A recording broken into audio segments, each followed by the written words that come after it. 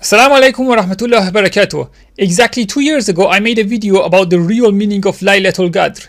But I just want to make this video to expand more on it and to answer some of the questions that people have asked me ever since I made it, and also to clarify certain things even more than I did last time. So I just want to remind you of some of the contradictions that we looked at in the hadith regarding Laylatol-Gadr. We saw that some of the hadiths say that it's on the 27th, others said 22nd, 24th, 26th, the last 10 nights, the last 7 nights, the 17th, and all of these are from authentic Sunni books. And the Shias also add the 19th of Ramadan as well. And also we have another hadith that says that the Laylatul-Gadr is in the entire month of Ramadan.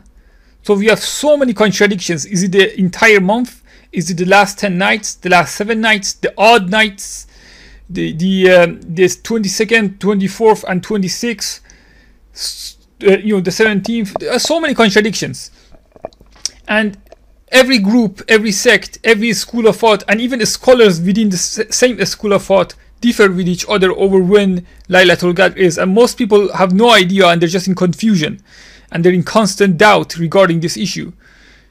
And we already clarified that all these narrations must be false, and that the real hadith regarding Laylatul-Gadr is the one in Sunan Tirmizi, which says that it's referring to the 1,000 months is referring to the Umayyad rule, and Laylatul-Gadr, as I explained in great detail, is actually the challenges that the true believers go through in this world. It is the challenges that the true believers overcome in this world. It's the life of the believers. It's the life of the mu'mineen. Not the life of everyone, but those who suffer and yet they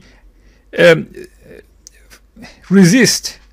And that resistance, those challenges that they go through, that is Laylatul-Gadr. And regarding Taraweeh, the Taraweeh prayer, I mentioned that there are also many contradictions about that, but I didn't go into much detail regarding it. And I just wanted to let people know that yes, Taraweeh is also completely made up.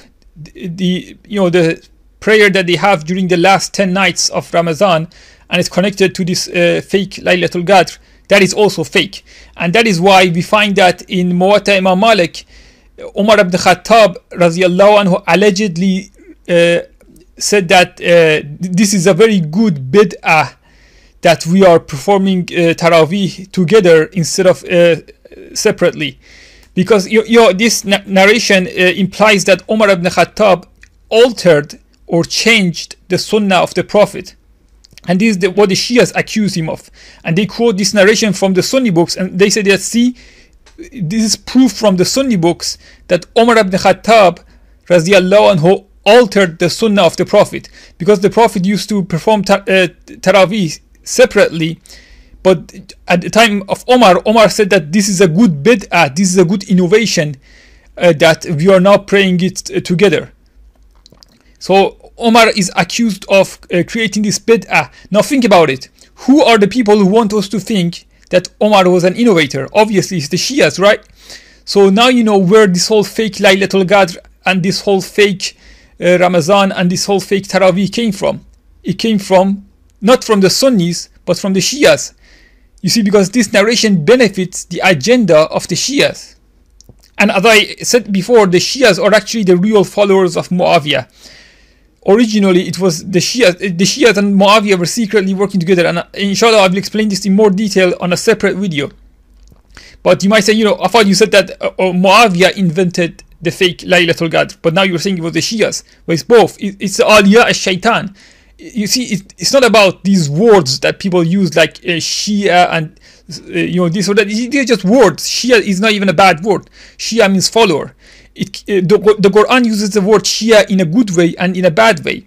But for example, the Quran says, "A'udhu billahi minash shaitanir rajim, wa inna min shi'atihi la Ibrahim." So the Quran uses the term Shia for Ibrahim alayhi salam. It says that Ibrahim was a Shia of Nuh, meaning he was a follower of Nuh. But it also says in the Quran that the Pharaoh was dividing people into Shias, into sects. So as you can see, the word Shia can have a negative meaning and a positive meaning. So don't get confused with these words. Don't think that, oh, the Shias are real, like there's this real, Shia ideology, and so we have to either be Shias or be against Shias, and we have to be against the word Shia as well. No, Shia is just a word. Okay, so when the Prophet, for example, praised the Shias of Ali, it has nothing to do with the 12 Imami Shias or the Ismaili Shias or the Ali Allahi Shias or the Babi Shias or the Kaysaniya Shias, or there are so many sects that call themselves Shias. So when the Prophet was praising the Shias of Ali, each of these Shia sects, they say that the Prophet was referring to us. But the truth is that the Prophet was referring to the true followers of Ali ibn Abi Talib radiyallahu anhu. Otherwise, who was he referring to? Was he referring to the Ismailis or the 12 Imamis or the Ali Allahis, or because they all claim to be Shias, right? No, he was referring to the people who actually follow Ali, not people who just call themselves Shias. Okay, so don't get confused into these with these terminologies that the Munafiqeen are using. The original terminology that Allah subhanahu wa ta'ala used was mu'min and munafiq.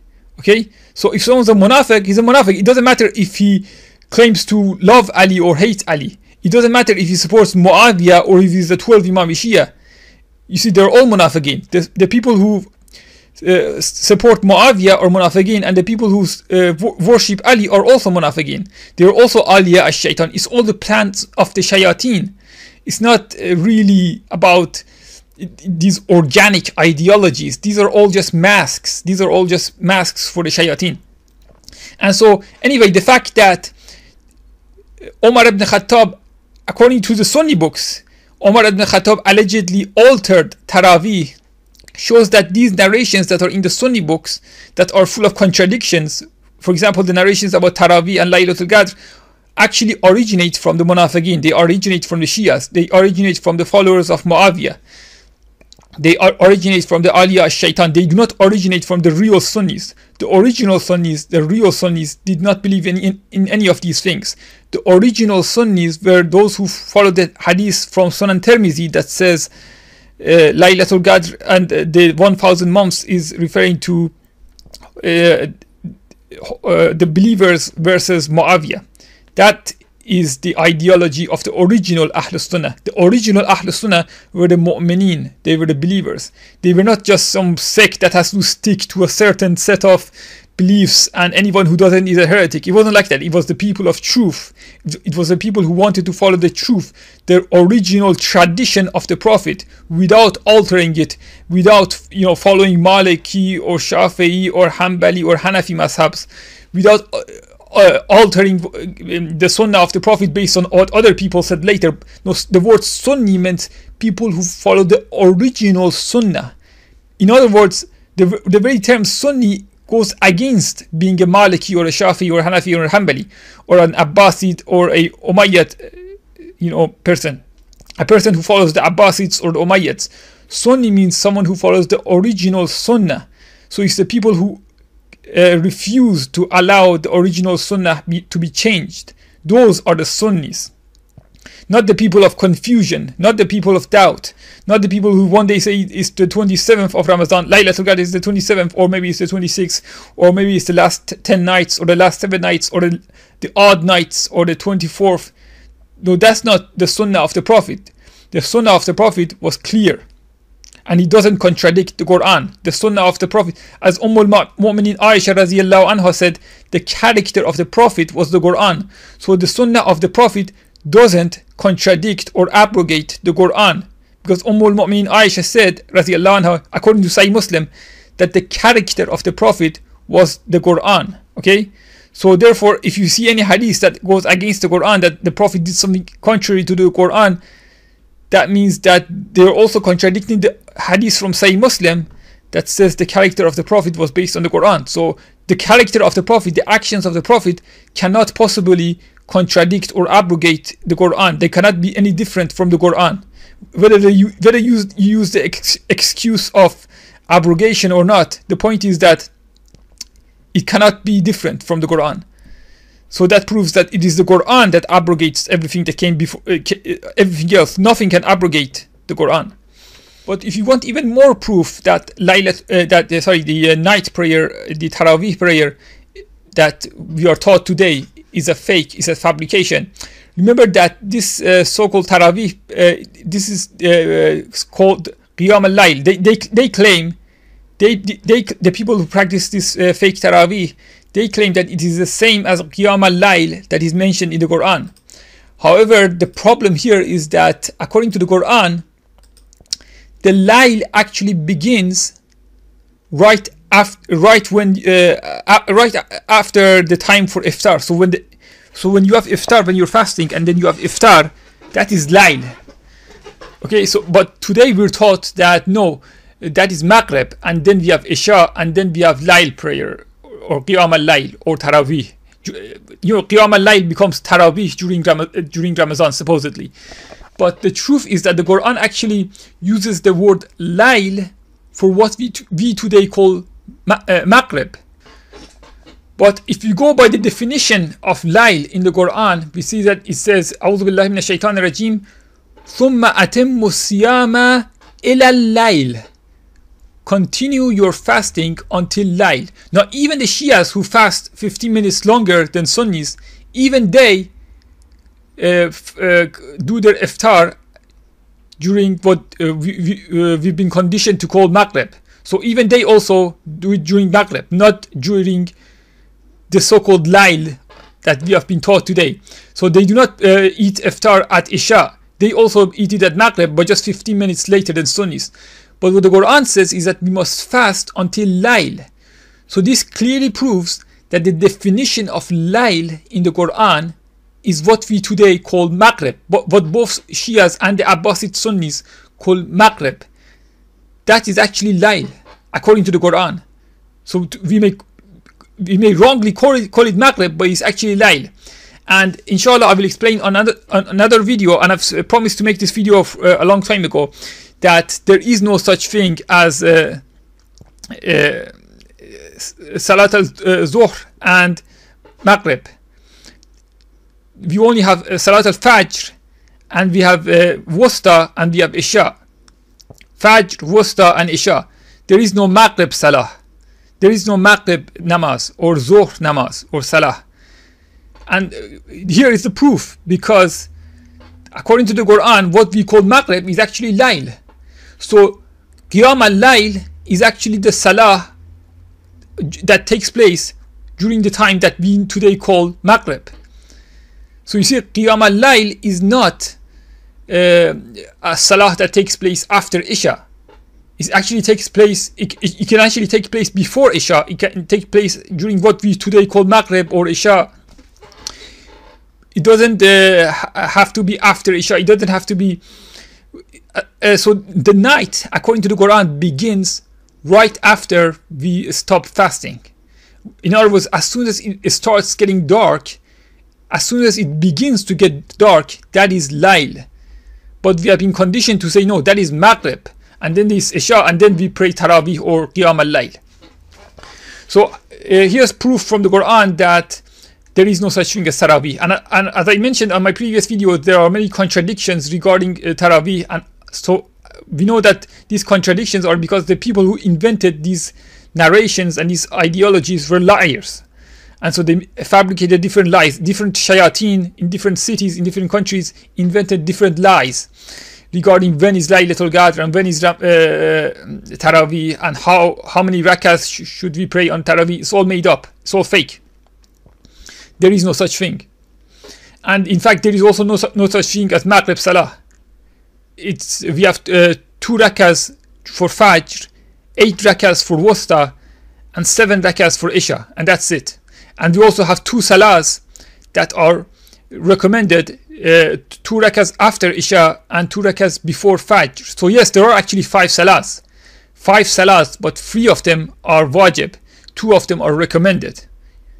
But yes, so for example, I myself normally perform salah 5 times a day, although only 3 of them are obligations. But it's different from what we have been taught. It's 2 before Fajr, then Wusta, then Isha, and then 2 rakahs after Isha. And those are voluntary.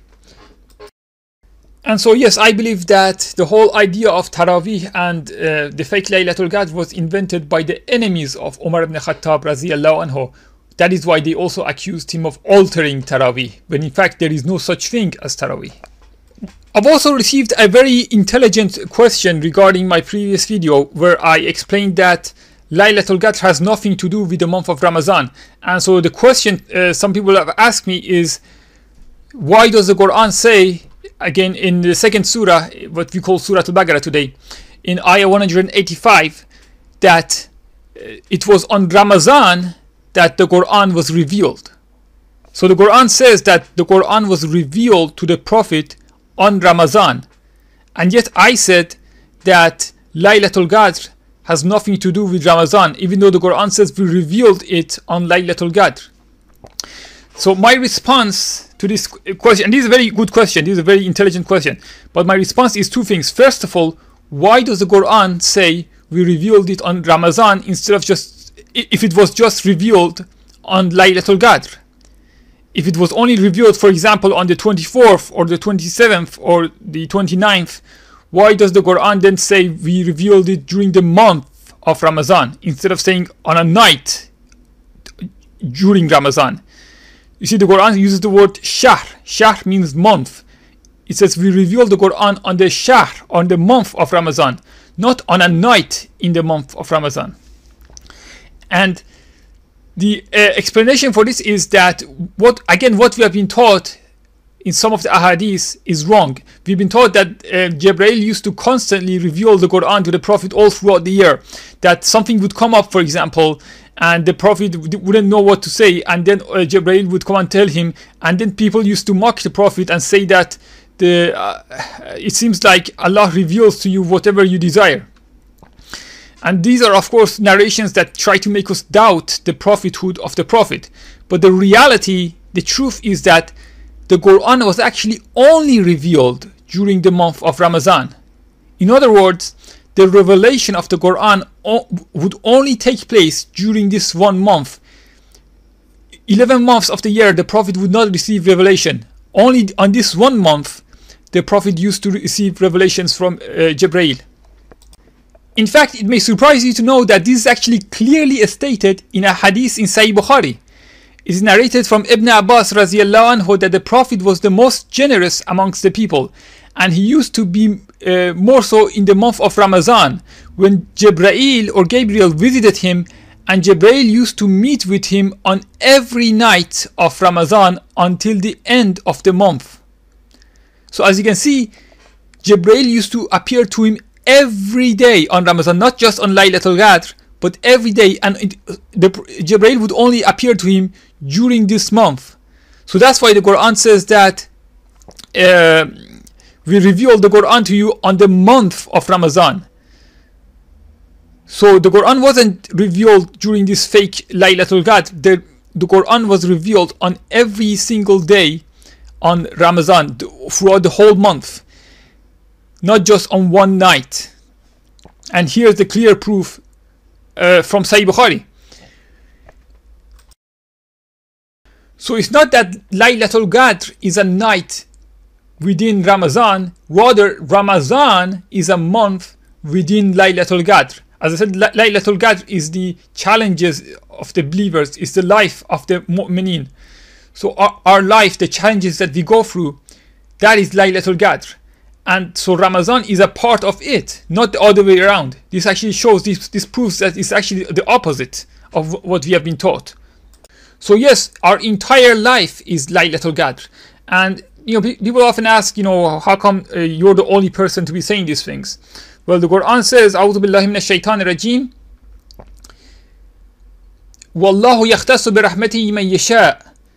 Allah gives His mercy to whomever He wills. If Allah wants to guide you, Allah will guide you.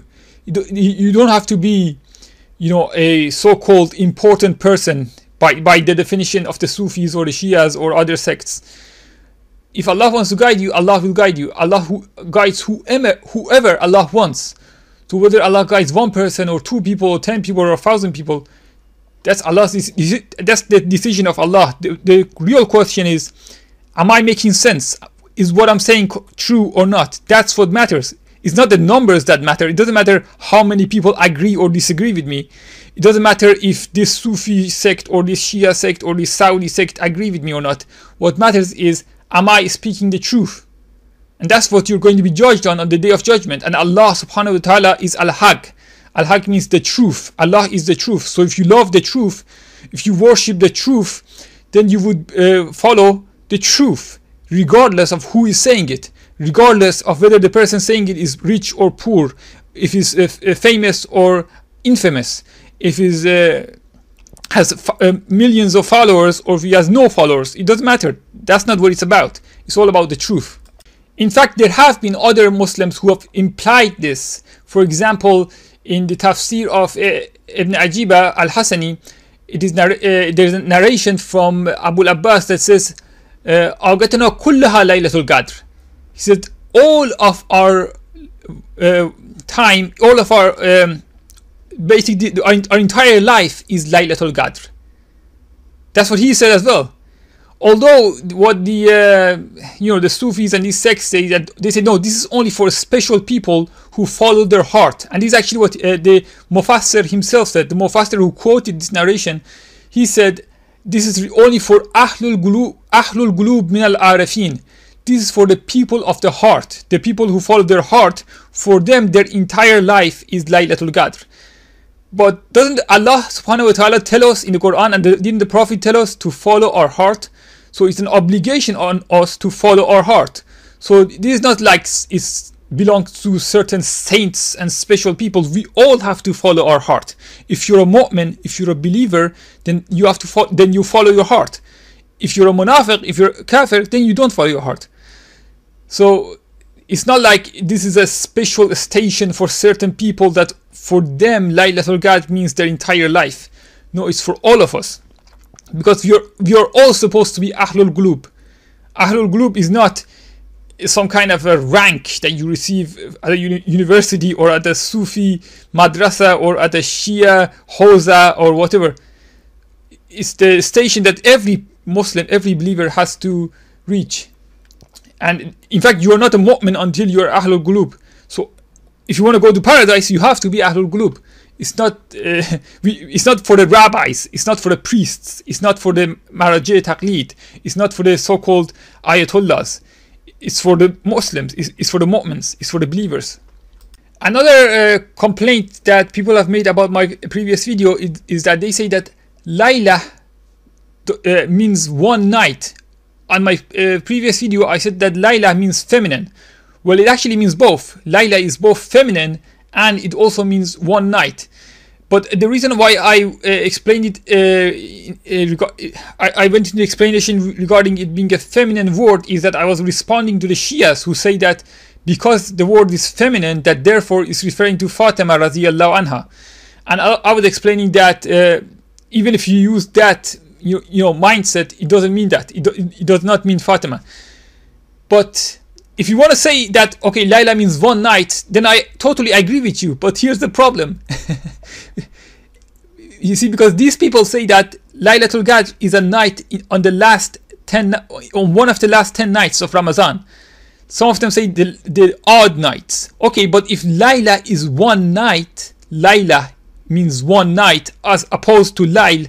Layl can mean any night, but Layla means one night. Okay, so if it's one night, then how can you say that Ramadan is on the last 10 nights of Ramadan? How can you say that Laylatul-Gadr is on the last 10 nights of Ramadan, or on the last 7 nights, or on the odd nights, or on the 22nd, 24th, or 26th? As various narrations say different things, but the point is that how can you say it's on these various nights when the very word Layla means one specific night? Or like the Shia say it's on the 19th and the 21st of Ramadan. 19th and 21st, even though Layla itself means one night. Okay, so let's say it doesn't mean feminine at all, even though it is a feminine word, but let's suppose it's not. It doesn't matter. That actually reinforces my point. That actually proves my point even further. As for those who say it's on the 27th just because the word here in the ayah is the 27th word in the surah, Well, this is actually similar again to these 19 code people. Although these people who say this are not 19ers, they're not hadith rejectors, but what they're saying is similar to them. There's, it's based on conjecture and assumptions that, because the word here means it, because it says it, therefore, and the word it is the 27th word in the surah, that therefore Laylatul-Gadr is the 27th.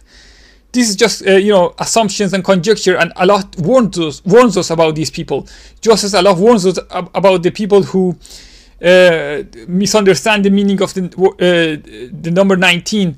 And they say that because Bismillah ar-Rahman ar-Rahim has 19 letters, that therefore Islam is based on number 19, and anything that doesn't fit the number 19 is false. And they even reject 2 verses from the Quran because they don't fit into their 19 code. So these silly things that are the confusions that many groups have. Like the Shia say that because the word Imam appears 12 times in the Quran, that therefore we have to be 12 Imami Shias. That's their proof. But they don't realize that out of the 12 times the word Imam is mentioned in the Quran, twice it is referring to A'immat al-Kufr. It's referring to the Kafir Imams. So by their own assumption, we would have to say 2 of the 12 Imams are Kafir. You see how stupid it is, so silly. And if you go by this logic of these people who say here is the 27th letter, the 27th word in the surah, well, I can say that no, what about the word Laylatul-Gadr? Shouldn't that word be the day when we observe Laylatul-Gadr on? Shouldn't instead of saying that it's the 27th, we have to see where in the surah it says Laylatul-Gadr, and that is when Laylatul-Gadr is. But then the problem is that the word Laylatul-Gadr, the term Laylatul-Gadr, is repeated 3 times in the surah. So but then you can say, okay, it's 3 times during the month. You see, you can come up with all kinds of crazy theories. And another problem with these people is that they don't even realize that the Bismillah at the beginning of the surah is actually a part of the surah. And so if you include that, then the word here will not even be the 27th. But as I said, these are the confusions of shaitan. And the Quran tells us to go after what is clear, not what is ambiguous. Go after the muhkamat, not the mutashabahat. You see, these mutashabahat, this is the mentality of the Kabbalist Jews. These, the Abjad and the Kabbalah, and this word has this many letters in it, and this word it equals this number, and therefore we have to do this. And you can come up with all kinds of crazy things, and you can justify all kinds of kufr and shirk and kufr and all kinds of bid'ahs if you go by these number games, and it's meaningless. And as I said, we can even use these things against themselves. We can say that no, Laylatul-Gadr is when the surah mentions Laylatul-Gadr, or 12 Imams, okay, then two of the 12 Imams are Kafir, because out of the 12 times that the Quran mentions the word Imam, twice it is referring to the Kuffar. So we can say the same things. I mean, it is just pointless going into these type of arguments. You have to get out of that mentality of the mutashabahat. You have to go into the mentality of muhkamat. You have to understand that the religion of Islam is clear, and the only thing that's unclear is our own minds. We have been brainwashed and conditioned to think in a confused manner. Now, one of the biggest problems I have with this whole fake Laylatul-Gadr is that all these people who believe in this, they preach that Laylatul-Gadr is the night on which Allah writes our fate on. And so if we are good people on that night, then Allah will alter our fate. Now, there are many problems with this idea, and this actually comes from some of the ahadith. There are some ahadiths that actually say this, but this is actually kufr. This has many problems. All these ahadiths are false that say this. They are all lies. And here are a number of ways of proving that this cannot be true.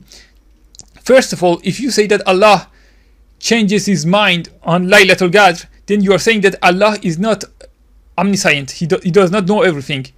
When Allah predestined our life, He didn't know that He's going to change it later on. He didn't know better. when he didn't know everything, and now we are changing Allah's mind by doing something on Laylatul-Gadr. You see, so it's actually the denial of fate in a sense. It's almost like denying fate. It's almost like denying Qadr. And you're denying the fact that Allah is all-knowing, that Allah is omniscient. And you're questioning Allah's wisdom. And also, if Allah writes our fate every year on this one night, then how come we have so many prophecies about the Sufyani and about the Mahdi and about the Dajjal and about the Ya'juj and Ma'juj? So this shows that everything has already been predestined. Everything is already a part of fate. And it is also narrated in Sahih Bukhari that the pen has dried. The pen has dried is referring to fate, is saying that what has been written cannot be changed. The fate that is written cannot be changed. So when we read in the Quran that something is going to happen in the future, or if we read in a true hadith, in a real hadith, that something is going to happen in the future, there is nothing that can change it. The pen has dried means that fate cannot be changed. So you cannot change your fate. That's not how it works. You cannot trick Allah to change his mind about you by doing good works during this one night, and then you can relax in the rest of the year and be evil. And no, that's not how it works. You cannot deceive Allah subhanahu wa ta'ala. And Allah already knew everything before we were even created. Allah always knew everything. I was going to say Allah knew everything from the beginning, but Allah actually knew everything always. Allah has always known everything, and everything has always been predestined. There is no changing of predestination or fate. I'm not saying that we don't have any free will. What I'm saying, and I explained about this before on my past videos, that our free will is part of Allah's fate, meaning that free will and fate do not even contradict. So it's not as if Allah needs to change fate. And here's the biggest problem. If you say that Allah changes our fate on Ramadan or on Laylatul-Gadr, on this, on the 20th, something of Ramadan, on the 24th of Ramadan or whatever, if you say that Allah changes our fate, then think about this.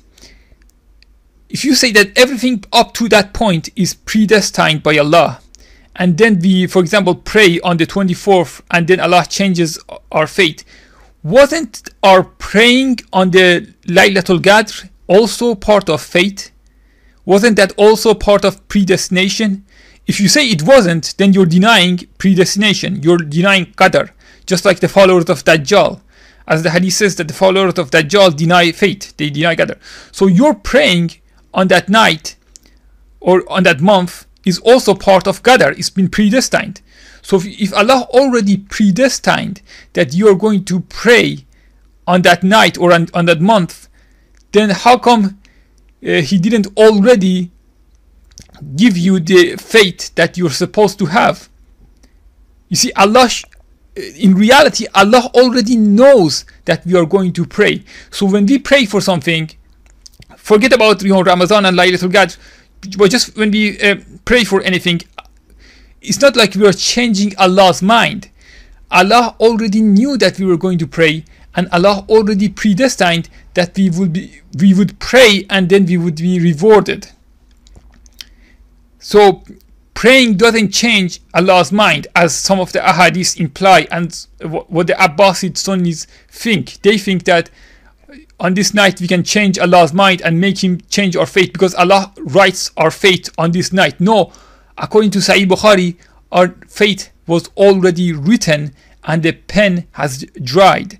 So this means that when we, as I said, when you pray for something, that is also part of fate. And when you make a decision to do something, that is also part of fate. Everything that we decide to do has been predestined. And this may sound like a paradox, but I already explained about this on previous videos, that this is actually not a paradox. It's like a paradox, it's almost a paradox, but that is because we do not understand how powerful Allah subhanahu wa ta'ala is. That Allah is so powerful that Allah predestines our free will. So for Allah, free will and predestination do not conflict. If you create a world, for example, if you create a video game, or if you write a story or a novel, then you are controlling the life of those characters. And so you think that, well, this is all predestined by me. Therefore, the characters that I invented in that story or in that movie or in that video game, they do not have free will. I gave them their will. Yes, but that is you. That is if you invent a story. But Allah didn't just invent a story. Allah created free will. So that is something that we cannot do. That is something so great, so amazing, that is beyond our comprehension. That Allah is so powerful that Allah created free will. Allah didn't just create us as part of a story that we are forced to go through, but Allah created our free will. In other words, our free will is the will of Allah subhanahu wa ta'ala. And if you want me to go into more detail about this, I'm just going to give you a quick explanation here.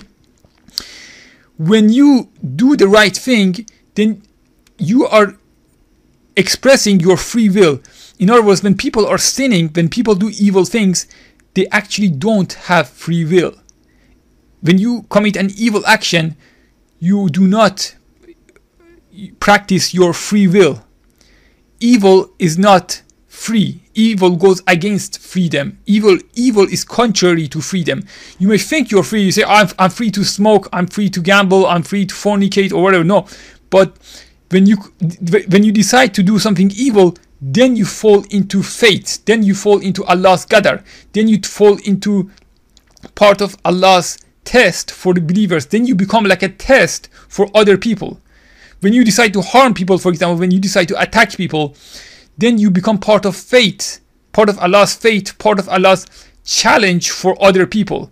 And so you only do the bad things that Allah allows you to do. You think you have free will, but you don't.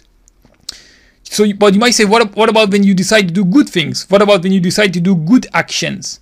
Do you have free will then, or do you have fate? No, then you have free will. Because as I said, freedom is good. Freedom itself is godly. And so when you decide to do good deeds, then you are finally free. Then you become free. But when you become free, then you will do what Allah wants you to do. Therefore, again, it falls into Allah's predestination, but in a different way. In other words, now you're not forced to do what you're doing, but you are doing what Allah wants you to do. In other words, you connect to Allah. In other words, when you decide to do good deeds, you connect to Allah subhanahu wa ta'ala. You establish a connection to Allah so that your will becomes the will of Allah. Allah wants you to do something and you do it. So you're free, but the freedom makes your will one with Allah. So you see, because Allah is not some tyrannical, negative being who's forcing us to do certain things. When Allah only forces the bad people, or people who want to do bad things, when you want to commit a sin, then Allah forces you to commit a certain type of sin instead of other sins. But when you decide to do good, then Allah makes you free. But because you're good, then your freedom becomes the same as the will of Allah. So even though if you're free to take whatever decision you want, your freedom, your free will becomes the will of Allah, and therefore it still remains a part of Allah's predestination. You see, it's similar to creativity. Who is the creator? Allah is the creator, right? Now, evil people sometimes try to create evil things. But when an evil person tries to create something evil, that is actually not true creativity. The most creative people are actually the best people. It's not the people you see in these fake Sufi mosques or in the Shia mosque who, performing these stupid rituals. It's not those boring people. Good people are not boring. Good people are actually very interesting. Good people are full of life and energy. Even if they're sick, they're still full of life and energy. They're still full of a light and a vitality that's inward, a spiritual vitality. And so when you're a good person, you become more creative. Why? Because now your creativity is connected to Allah, who is the creator. So when you invent a lie, that is not real creativity. Real creativity is actually the truth. In other words, when you tell the truth, you're actually more creative. The truth is actually more creative than lies. That's why these lies that you are taught in the schools, in these fake history lessons, in the schools, in these fake science lessons, that's why they're so boring, because they're lying to us. When they lie to you, when they tell you that the earth is in this certain shape, or when you read the Bible and you get bored, you're getting bored because they are telling you lies. They are telling you lies in school. They are telling you lies in your science books, in your Bible as well. That's why when you read them, you get bored. But the truth isn't boring. The truth is actually interesting.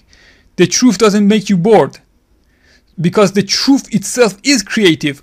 I know we are conditioned to think that no, you're either a creative liar or you tell the truth. But the reality is that the truth itself is the ultimate creativity. So when you become very, very creative, your creativity is actually becomes the truth. It's not that you create your own reality or you invent your own reality, as some of these Freemasons say. No, your creativity becomes the truth because your creativity is now connected to Allah. And so the truth isn't some boring facts. The truth is the ultimate creativity. That's why, for example, real conspiracy theories are very interesting and the fake ones are so boring, and that's why they are replacing all the real ones with the fake ones, so that we get bored with that and go back to watching TV and go back to the education system and believe their lies. But when you listen to real conspiracy researchers, even though they don't have much money to spend on their videos, even though they don't have much money to spend on their books, there's still the information they provide is more interesting than the information that these boring shills provide. Even though they try to make their videos look flashy and expensive, still the video feels empty. Their videos feel very they look interesting, but they're not actually interesting. You feel an emptiness within you when you watch them. So you see, we are not supposed to deceive Allah and take advantage of this night on Ramadan as these people preach. You can see that it's actually the title of the video. It says last 10 nights of Ramadan and Laylatol-Gadr, how to take advantage. You see, so they want to take advantage. They want to take advantage of this one night. In other words, they want to cheat their way into paradise. They think that this one night will forgive all their sins and it will make Allah change his mind, and then the rest of the year we can, sell out to the enemies of Allah and cooperate with the Zionists and the Freemasons and go into business with them and stop caring for our brothers in Palestine or Afghanistan or Chechnya or Iraq or other countries. We can just sell out to the enemies of Allah if you just cheat on this, if you just take advantage of this one night. But that's not how it works. You can't take advantage. You have to genuinely be a good person. That's what it's really all about. It's about being a genuinely good person. It's about being sincere. Sincerity it's all what Islam is really about. It's about sincerity. By the way, the main reason I'm making this video is that at the very end of my Laylatol-Gadr video, I actually made a mistake. The translation that I gave wasn't a very good translation. Although I have to tell you that all the translations of the last ayah are wrong. It's not just my translation that's wrong, but they're all wrong.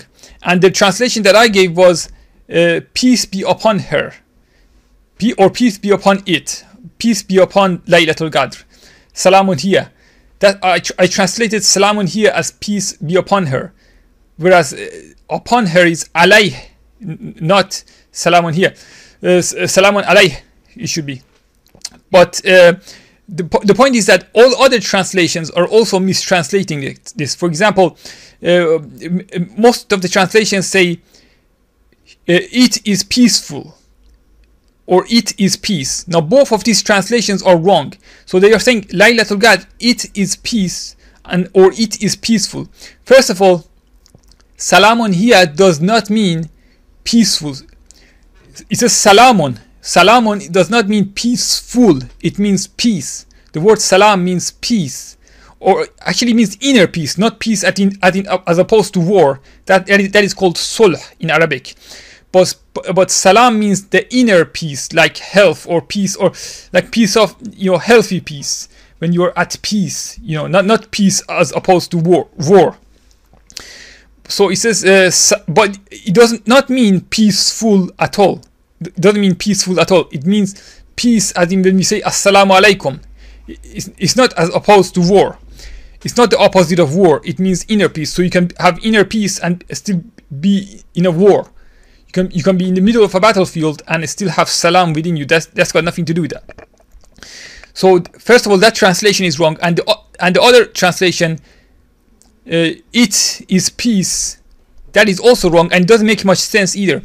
And the main problem is that it actually doesn't say it is peace.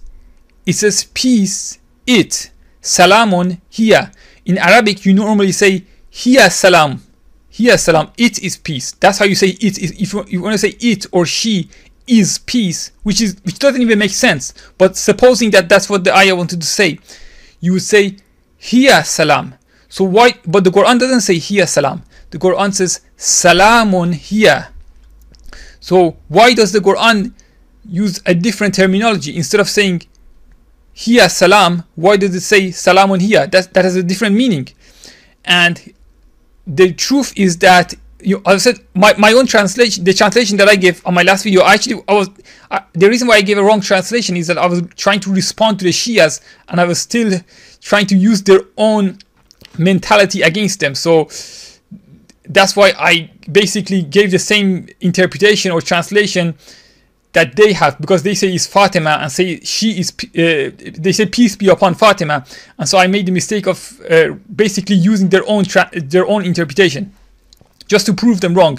But the translation or interpretation that I gave was actually wrong too, because I was basically using their own translation against them, but that was wrong. The real meaning that I'm going to reveal here is actually completely different from all the translations and interpretations that you find in all the books that I've read, at least. All the translations that I've read, at least, are wrong. They usually translate it as it is peace or it is peaceful, even though it is peace is hiya salam, not salamun hiya. So what is the ayah actually saying? It's saying, A'udhu billahi minash shaitanir rajim, salamun hiya hatta matla al-fajr. Salamun hiya hatta matla al-fajr. In other words, the salamun has nothing to do with the hiya. It is not saying salamun hiya. It is saying salamun hiya hatta matla al-fajr. In other words, it's saying peace. Peace is telling the believers, peace, as-salam, may you have inner peace. Don't worry. It's telling us, don't worry. Be at peace. Because this night, this Laylatol-Gadr, these challenges, these difficulties will only last until Matla al-Fajr. In other words, they will not continue forever. They will only continue until the coming of the dawn, until you go to paradise. So be at peace. Have inner peace. Do not worry. Because Laylatol-Gadr will only continue until the end of this life. It will not continue forever. You're not going to reincarnate and suffer again, or you're not going to go to hell if you're a good person. It's not going to continue over and over again. It's only going to continue until you accomplish your mission and you go to paradise. You see, so he's saying salamun. He's saying salamun. He's saying, oh believers, salam, peace be upon you. Assalamu alaikum. Salamun. Here hatta matla al-fajr. Here, meaning Laylatul-Gadr, is only until matla al-fajr. So peace, don't worry, do not worry. These difficulties are going to end very soon. And another question or complaint that I've received is that the word fajr, they say you have interpreted the word fajr metaphorically instead of literally, because the word fajr, they say it means the morning, and so it actually means the physical morning or dawn, the coming of dawn. So they say that it means when the sun rises. not when we go to paradise. They say that you have interpreted the coming of the day metaphorically as paradise. But what these people need to understand is that the very word Fajr itself literally doesn't mean what they say. I mean, yeah, yes, the word Fajr can mean the dawn, the coming of the morning, the rise of the sun. But the very word Fajr, if you go back to the root of the word Fajr, if you go to understand why we use the word Fajr for the morning, the reason why people use this word is that the very word Fajr means an opening. It means an opening. So people said that it's like the night has an opening. The light opens into the night, and so then we have light. So that's why the morning was called Fajr in the first place. But the word itself actually means opening. Or an alternative translation would be to cleave, an opening or a cleaving. In other words, when there's a split or a cleaving, when you're looking at the sky at the dark sky, and there's a cleaving, there's an opening, there's a split in the darkness, and the light appears from within, and it breaks the darkness. It removes the darkness. So that's why the term Fajr was used in the first place. But that's the literal meaning, is actually cleaving or splitting or severing or opening. So it's like basically saying that in this context, in the context of the surah, is saying that this night will only last until the gates of paradise are opened, until there is an opening so that we can enter paradise. So when paradise opens, then the darkness of this world will be removed, and so we can enter paradise through the opening, through the cleaving, through the split that's going to be created within this world. So that's what it means. So he's saying Salamun, A'udhu billahi minash shaitanir rajim, Salamun hiya hatta matla al-fajr. Not A'udhu billahi minash shaitanir rajim, Salamun hiya hatta matla al-fajr. Salamun hiya hatta matla al-fajr. So that is the reason why it doesn't say hiya salam. Otherwise, if it was the way that we are told today, it would have said hiya salamun hatta matla al-fajr. But it does not say hiya salamun hatta matla al-fajr. It says, A'udhu billahi minash shaitanir rajim, salamun hiya hatta matla al-fajr. Peace, don't worry, be at peace, because this Laylatol-Gadr will only continue until the opening takes place and you can enter paradise. So soon the gates of paradise are going to be opened for you, and so you don't need to worry about the difficulties in this world. This is only temporary. And another mistake I made on that video is when I was talking about the hand of Allah subhanahu wa ta'ala. And ever since I made that video, I've actually come to a different conclusion regarding the hand of Allah. But because it's unrelated to this video, I don't want to go into it. I don't want to explain it. But I'm not saying that the hand of Allah. I have not adopted the belief of the Salafis regarding the hand of Allah or anything like that. But the explanation I gave on that video regarding the hand of Allah isn't correct. I just want you to know that it's not correct, and inshallah I will explain what it means on future videos. The reason why I don't want to tell you quickly, because if I tell you quickly, it's going to confuse you, because you're going to think that I'm being metaphorical or being anthropomorphic, but it's actually not. It's actually much more. It's very complex. I can't explain it here. But yeah, but what I said about the hand of Allah isn't exactly true. It wasn't accurate. But anyway, I just want to add these notes. So when you watch my previous video, watch this one along with it, so that it would correct some of the mistakes and some of the misconceptions that people may have from watching the first video. I hope that I've answered all your questions that you may have had regarding that video. If you have any more questions, I don't think YouTube will even allow me to see all your comments, but if you can somehow write a comment or make a video even though YouTube won't, YouTube is going to censor you, but the internet in general is going to censor you. But if you can do something, then do it. And inshallah, I will answer more questions in the future. Wassalamu alaikum wa rahmatullah wa barakatuh.